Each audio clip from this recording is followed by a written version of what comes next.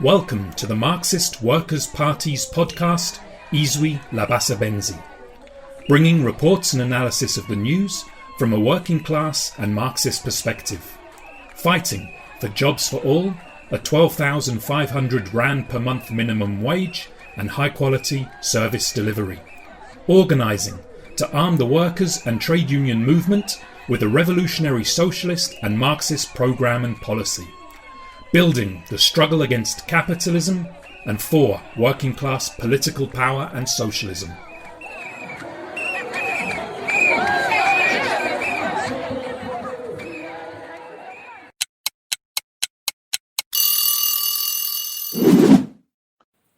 The date is the 31st of October 2020.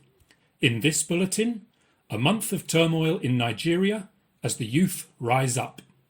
IZWI speaks with Abe Trotsky, a leading member of the Socialist Party of Nigeria and the Democratic Socialist Movement, the Nigerian affiliate of the Committee for a Workers' International and sister party of the Marxist Workers' Party.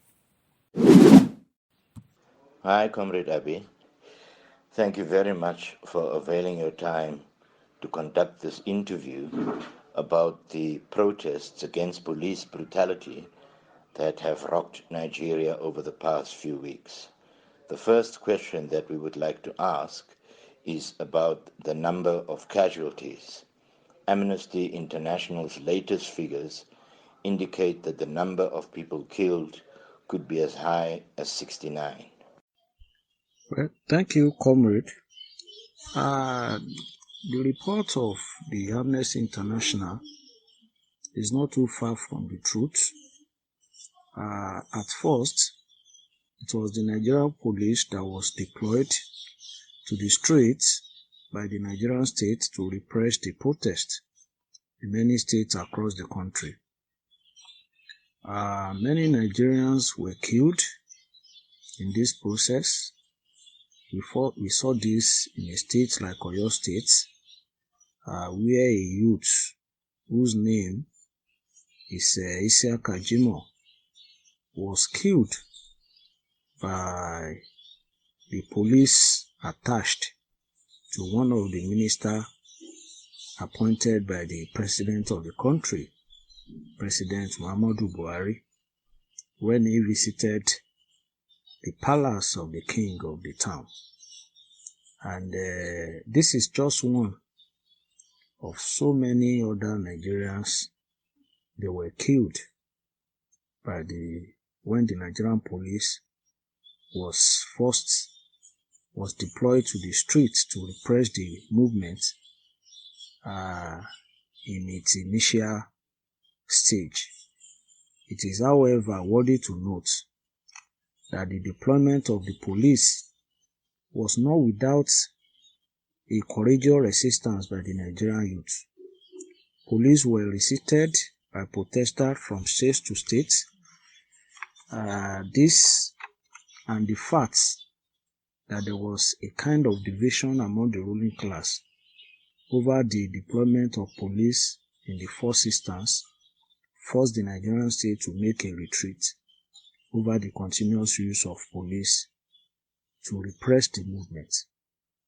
But this is when the Nigerian states, it is at this stage that the Nigerian states later resorted to the use of thug to begin to attack the protesters. This was the situation in Abuja, in Lagos, in Osun, and in other states, specifically in the states that have been under the control of All Progressive Congress, APC, the party that is presiding over the federal government in the country at this present moment. Interestingly, these sponsored thugs were also massively resisted by protesters. In fact, some of these sponsored thugs by the state were actually arrested in many states, in Lagos, in Osun, in Abuja, and they were handed over to Nigerian police. And it was when all of these attempts by the Nigerian state to crush the movement itself failed, that the Nigerian state began to, and the fact that the movement itself is growing to a stage that is beginning to take a political character, that the Nigerian state resorted to the use of the army, to repress the movement. This was first experimented with the protesters who converged at Lekki toll gate, like I pointed out the other time, after which the soldier has continued to be on the streets since then, since that Lekki massacre, and tens of Nigerians has been killed as a result of this continuous intervention of soldiers, while many had injured. Given this background, one will say that the report of the Amnesty International has some element of truth. But having said that, on the character of the movement, let me say that the SARS movement started as a spontaneous movement of large proportion of Nigerian working masses. It actually issued or started from the youth, from the middle class background, and the movement was largely directed and financed by pro-capitalist institutions and agencies. One of it was Feminist Coalition, and they raised over 43 million naira, in the course of the protest. And that shows that the movement, unlike some of us initially thought, was not without coordination. It was actually coordinated, and it has its own leadership, which were directing the movement from the background, and they were not willing to come out openly to direct the movement. At first, the movement was hostile to radical idea. In fact, they don't even want to see politician or any individual with background in activism to be seen to be part of the protest. And I think what largely responsible for this was out of the fear that if the protest has a central figure, that there's likelihood that the leader could be coerced, enticed by the state, and that could lead to the betrayal of the movement itself.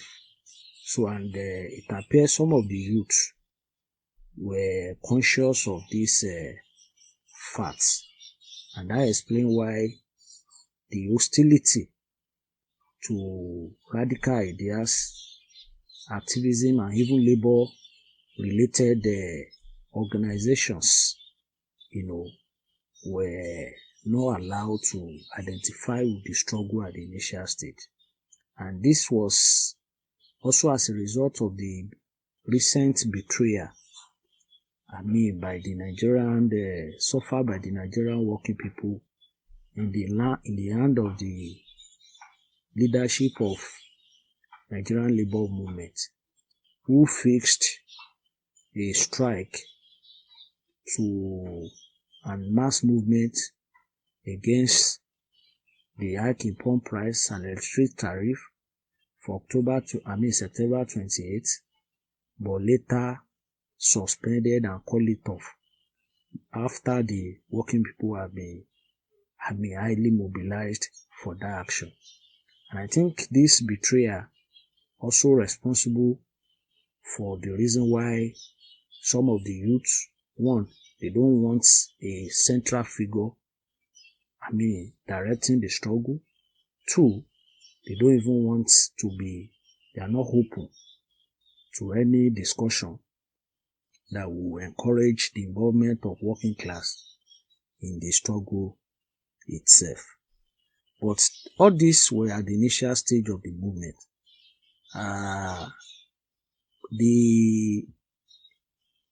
But later the movement began to allow the involvement of the working class youth.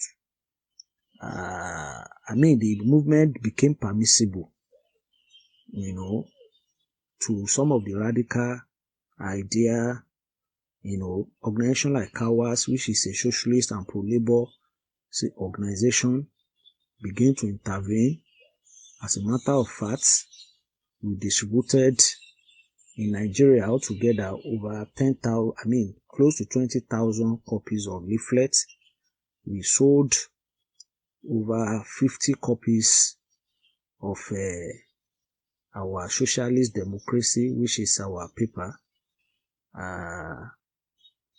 during the protest.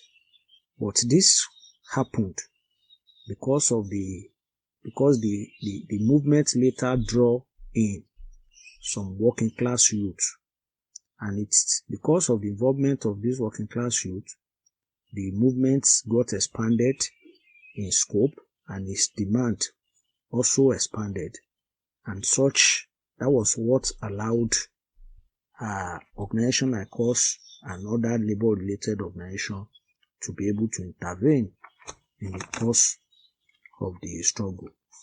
But let me also say that the movement at this stage, even despite the repression, remember I said that at the initial stage it was apolitical, it was hostile to anything politics.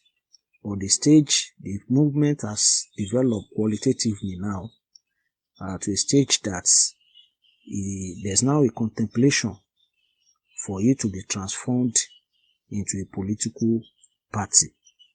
And we of the Socialist Party of Nigeria, a political party formed by Democratic Socialist Movement, the Nigerian section of CWI, we welcome the decision to transform the movement to a political party. This is because we recognize the need for the formation of a pro-working people political alternative that will have a wider organizational spread across the length and breadth of the country to the various pro-capitalist political parties we have in the country at this present moment.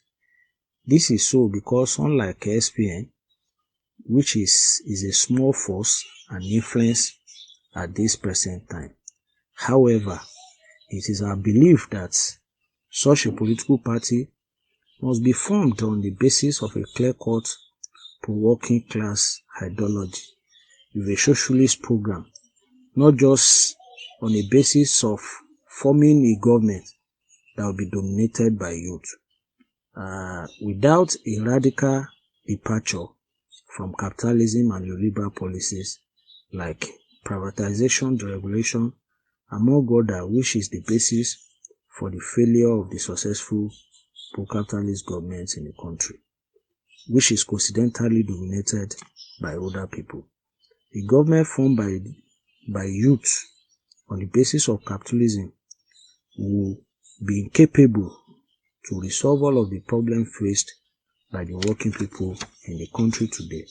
In fact, it is our belief that the process of formation of such a party must be made open, not in secret, such that all the youth organizations, including political parties like SPN, which is dominated by youth, should also be allowed to be part of the process of forming such a political party.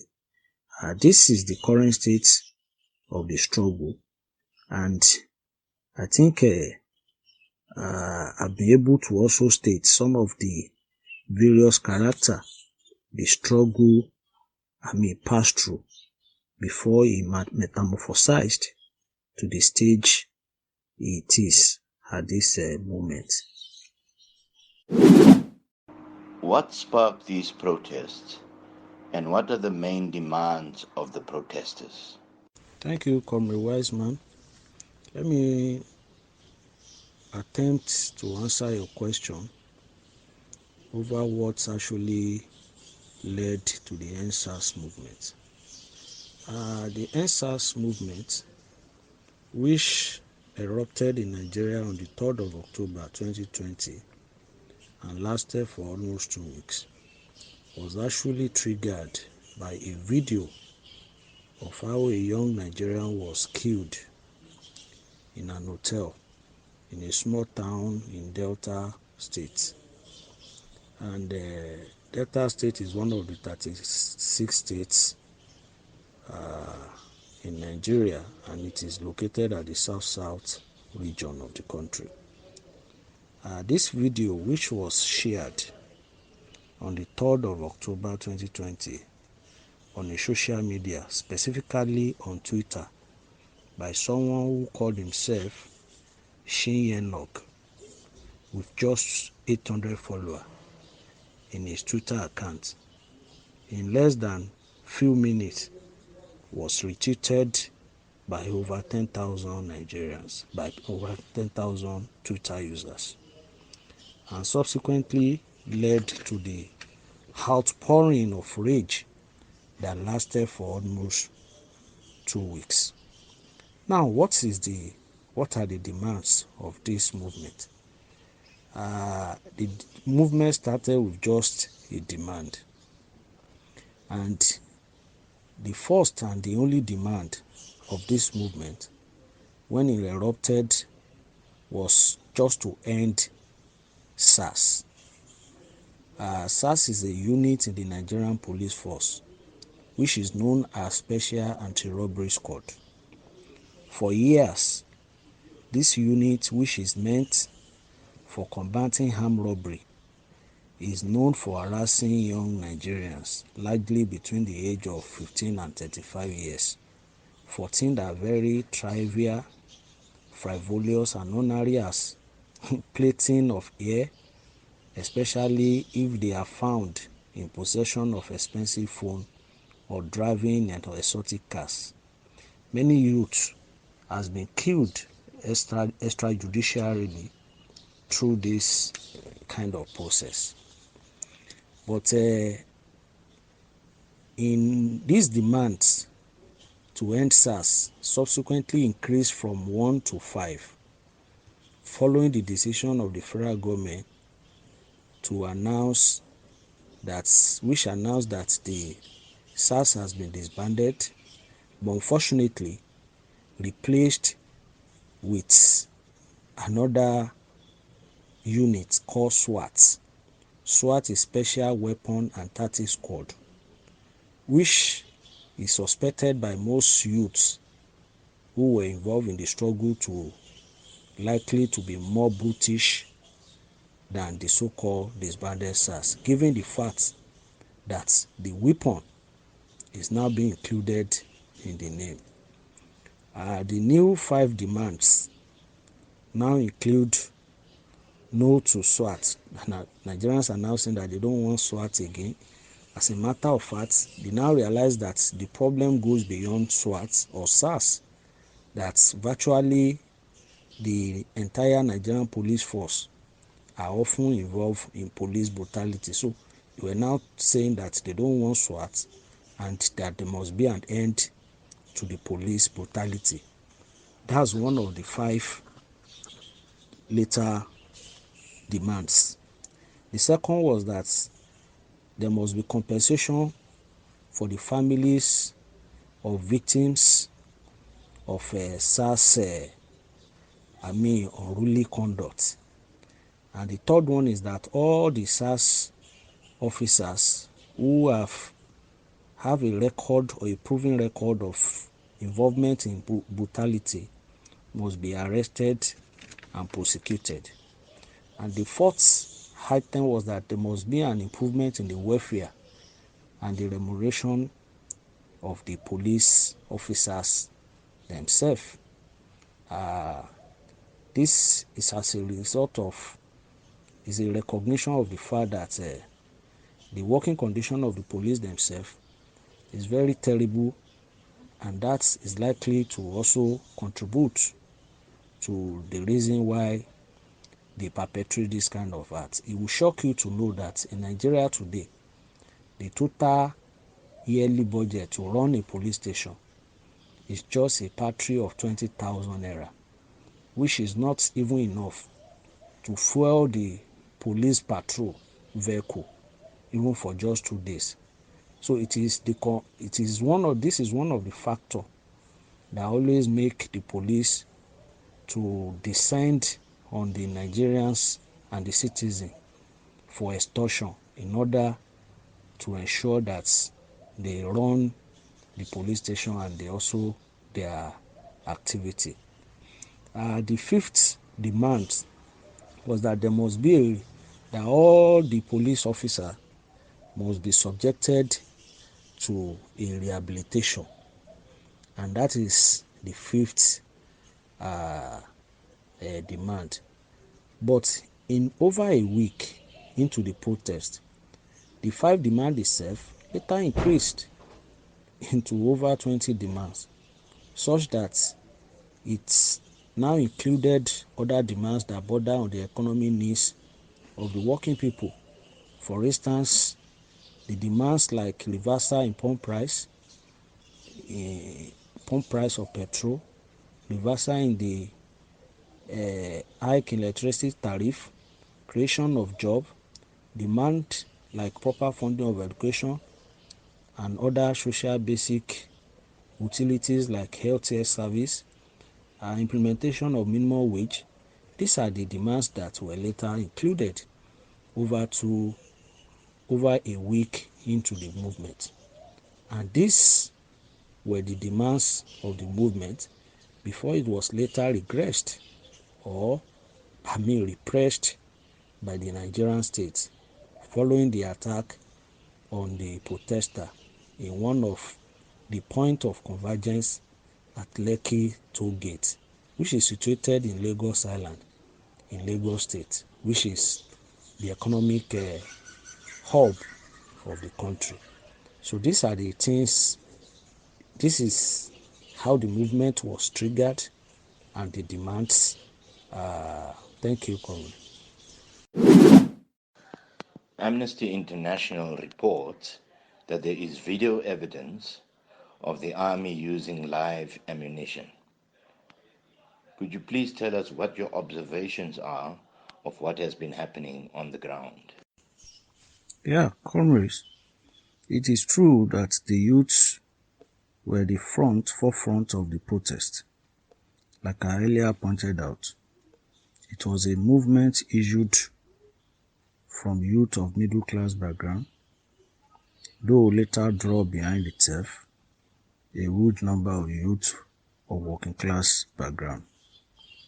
The involvement of the youths of working class background no doubt helped to transform the character and the scope of the movement, such that it became permissible to radical idea and participation of socialist organizations like ours. The demands, like I've earlier pointed out, of the movement became transformed from a demand of a mere end to SARS to one that bordered on economic needs of the working people, as well as the regime change.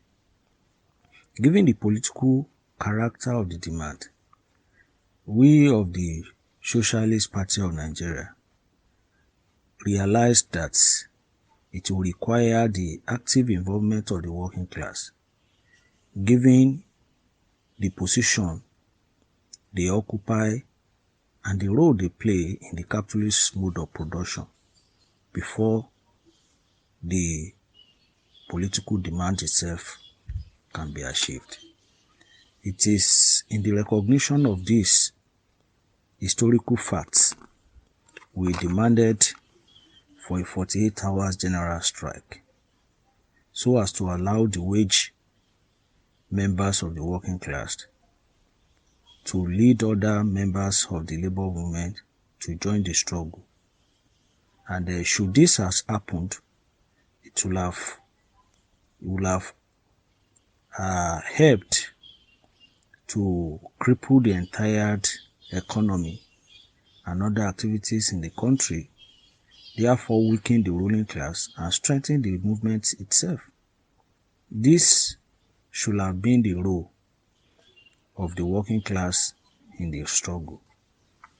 Unfortunately, this was not the case, as the leadership of the trade union movement in the country, which equally doubled as the leadership of the entire labor movement, decided to hold the working class down with their refusal not only to declare a general strike, but not even identifying with the struggle at all. This is very pathetic, especially when the attitude of the rank and file members of the working class during the struggle clearly showed that they were very sympathetic to the struggle and they would have joined massively if their leadership has declared a general strike. The absence of involvement of and participation of the working class no doubt exposed the movement itself to a defeat which it eventually suffered at the end of the day. It is true that the labor leadership mobilized for a general strike, which was meant to commence on the 28th September 2020, against the decision of the Buhari regime to hike the pump price of petrol, electricity tariff, VAT, almost at the same period. It is also true that there was a unification among the trade union center in the country prior to the declaration of ultimatum for the general strike itself. In fact, the first unification was between the United Labour Congress, ULC, which was a group of trade union organizations that broke away from the Nigerian Labour Congress in 2015 over a frivolous conflict erupted during the struggle for a leadership position in NSC. Yes, the second unification was between the NSC and Trade Union Congress, which we know as TUC, which is another trade union center in the country. Of course, the later unification was prior, to the September 28th proposed general strike. While we welcome all of this unification, our expectation was that it will help to strengthen the labor movement, and its resolve will always be to stand to defend both the economic and the political interest of the entire working class. Unfortunately, this was not the outcome of the unification. Instead, the unification has further weakened and discredited the labor movement in the country at this present moment, especially following the decision of the leadership of this trade union center to unilaterally suspend the September 28, 2020 planned general strike, and for the first time agree with the federal government and its neoliberal policies to deregulate the oil and gas sector of the economy. Going by this background, comrades, one can say that the outcome of both the unification among the trade union center and the planned but aborted September 28, 2020 struggle are individually and collectively nothing but a disaster for mass of the working people in the country. What are your observations on the ground? Well, thank you, comrade. It is a common knowledge that Nigeria, like many other countries across the world, is currently suffering from a number of socio-economic and political crises, which largely range from mass unemployment, poverty, insecurity, ethnic to religious tension. As I speak, over 112 million Nigerians had been reported by the National Bureau of Statistics of living below $1 per day. This kind of worrisome figure is not unexpected, considering the huge number of over 27 million of Nigerian youth who had equally been reported to be unemployed. Basic social utilities like education, healthcare, including electricity and water supply, are continue to be inaccessible to mass of the Nigerian working people. According to the National Bureau of Statistics, over 117 million Nigerian citizens has no access to electricity supply. This is with over 110 millions that has no access to pipe-borne water. UNESCO and Education for All Global Monitoring has also reported that Nigeria accounted for almost a fifth of the world out-of-school children and one of the world's largest school dropout rates. Given this background, it is not accidental that Nigeria was recently declared by the World Bank as the headquarters of poverty of the world. This is quite an unfortunate and astounding paradox, given the huge and stupendous human and natural resources the country is endowed with. Aside the fact that Nigeria is the largest producer of crude oil within the African continent and the 13th in the whole world, there are still a lot of other natural resources in the country that continue to remain untapped. However, it is important to state that to be blamed for the reason all of this enormous wealth continue to fail to translate to any significant improvement in both the living and working condition of the vast majority of Nigerian working people is the system of capitalism and its neoliberal policies like privatization, deregulation, commercialization of social services, which have been the driving principle of the Nigerian economy. These same ruinous capitalist policies and its neoliberal component is therefore responsible for the various socio-economic and political crises under which the country grown at the present time.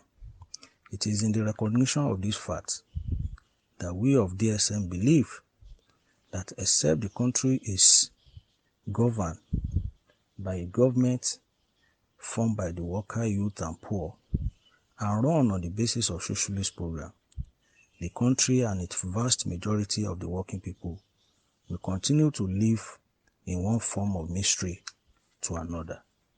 By socialist program, we mean that all the commanding height of the economy, like oil and gas, mine, bank, will be nationalized and placed under public ownership, controlled and managed by the elected representative of worker, youth, and the poor. It is in the effort to crystallize the process that will lead to the formation and enthronement of this kind of, pro-working people government run on the basis of this kind of socialist program that prompted us in DSM to form a Socialist Party of Nigeria. This is after years we have been campaigning that the leadership of Labour movement should form a pan-Nigerian pro-working people political party with wider organizational spread that will serve as a political alternative for the working people and to all the existing pro-capitalist political formation across the country. Although the formation of SPN, which is still a small force at this present time, is not conceived to be a substitute for the need for the leadership of labor movement to commence the process of forming a pro-working people political alternative, but as a way to deepen our campaign for the need for such. This is why we have continued, despite the formation of SPN, to continue to call on the leadership of trade union, particularly the rank and file, to join us in SPN and help to build it as a mass-based political platform for working people, or commence an open process to form a pan-Nigerian working people political platform. However, it is also our belief that as the attack on both the living and working condition of the working people continue, as global economic crisis deepen, the working people will no doubt begin to search for alternative, and this will raise a prospect for the growth of consciousness for socialism, therefore help to build a support base for the idea of socialism among the working people. Please shed some light on the character of these protests. Which forces in society are leading the protests, and what level of organization is there? Well, thank you, comrade. Like I earlier pointed out, the formation of the SPN was actually prompted by the continuous refusal of the Labour leadership to form a pro-working people political platform that will serve as rallying points for the entire members of the working class, as well as alternative to arrays of the existing pro-capitalist political parties in the country. Meanwhile, the motive behind the formation of SPN is to continue to deepen the campaign for the formation of independent pro-working people political alternative. This is why, despite the formation of SPN, we have not stopped calling on the leadership of Labour to yield to historical responsibility of forming an independent political alternative for the working people. However, while the leadership of Labour continue to dilly-dally in yielding to this historical responsibility, the existence of SPN has no doubt offered us the opportunity to demonstrate to the Labour leadership the kind of political party expected of them to be formed for the working people, while at the same time calling on the rank and file of the working class themselves to join SPN, help to build it as a mass-based pro-working people political platform. Yes, the formation and registration of SPN did not come without tumultuous struggle with the Nigerian state and its institution. For instance, despite the fact that we met and fulfilled all the conditions stipulated in the Constitution of the Federal Republic of Nigeria for the registration of political parties, the INEC, the Independent National Electoral Commission, which is generally known as INEC, the federal government agency responsible for the formation of political party, for the registration of political party here in Nigeria, refused to register SPN. It took us over 3 years of both the political and legal struggle including agitation before the commission, could be compelled and forced through the judgment of the court to register SPN.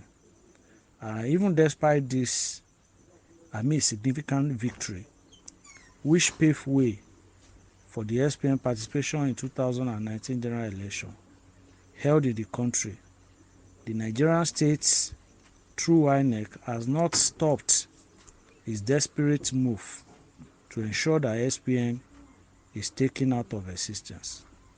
Just after 2019 general election, the INEC suddenly came up with a decision to register 74 political parties with SPN inclusive.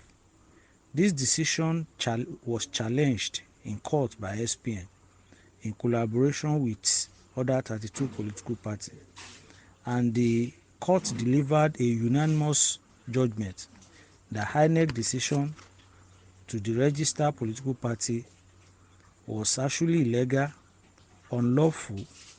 Therefore, INEC was ordered to reverse its decision.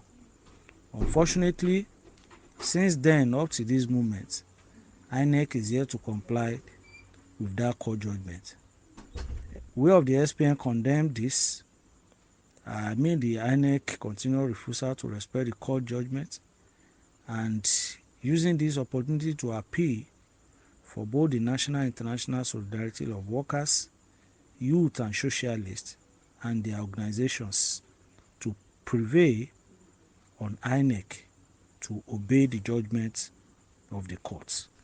The youth appear to be in the forefront of these protests, but what role has the working class as a whole and the organized labor movement played in particular?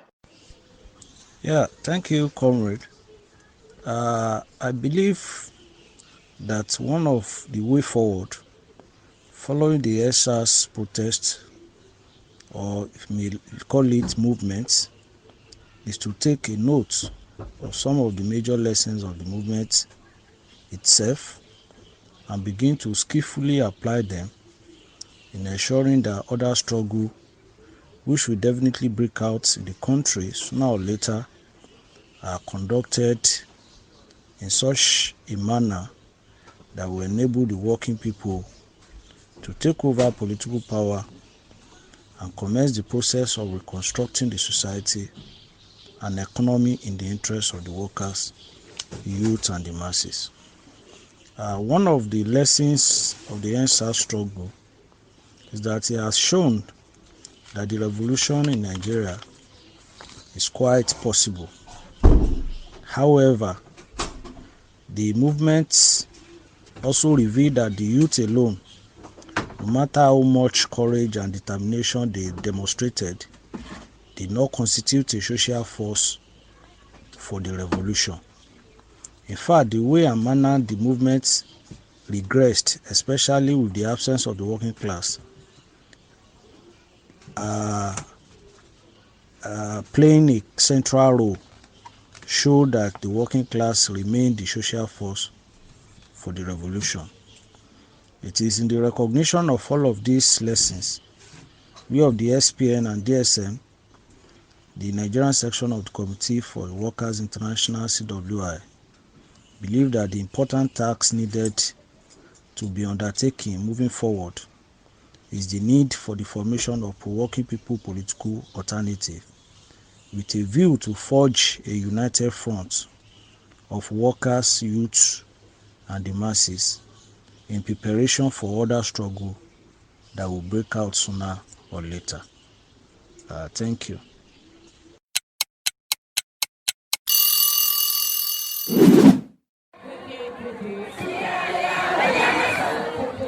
The Marxist Workers' Party is an affiliate of the Committee for a Workers' International, the CWI, building global working class unity in the struggle for a socialist South Africa, a socialist Africa and a socialist world.